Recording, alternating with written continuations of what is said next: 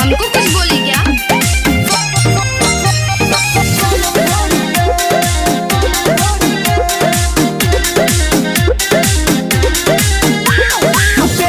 T-shirt Khori गे हमको कुछ बोले क्या? देखावा ही खोड़ी गे पेनी के टी-शर्ट खोड़ी गे देखावा ही खोड़ी गे सोशल मीडिया में तोर छोड़ी गे वायरल है तो चिकन खोड़ी गे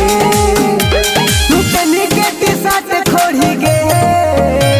देखावा ही चिकन खोड़ी गे पेनी के टी-शर्ट खोड़ी गे देखावो ही सोनम खोड़ी गे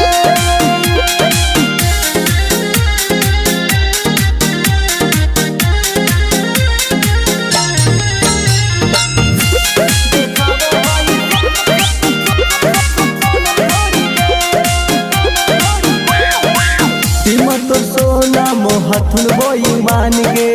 तोरा के एक दिन ले ले तू जान गे तो सोना मोहथुन बोई मान गे तोरा के एक दिन ले ले तू जान गे हुसैनी के लाल साड़ी गे लगा ही फॉर्च्यूनर गाड़ी गे हुसैनी के टी-शर्ट खोड़ी गे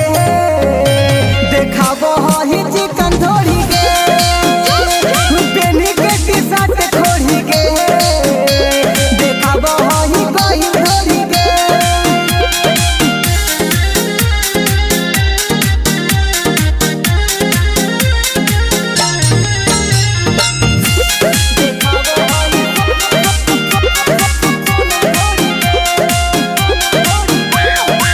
तोरा देखलियो सोनम शूटिंग सेटवा पर बंधले हली छौड़ी सटिया धा पेटवा पर तोरा देखलियो सोनम शूटिंग सेटवा पर बंधले हली छौड़ी धा पेटवा पर हई नाले के छिनार छौड़ी गे बड़ा ही उधार छौड़ी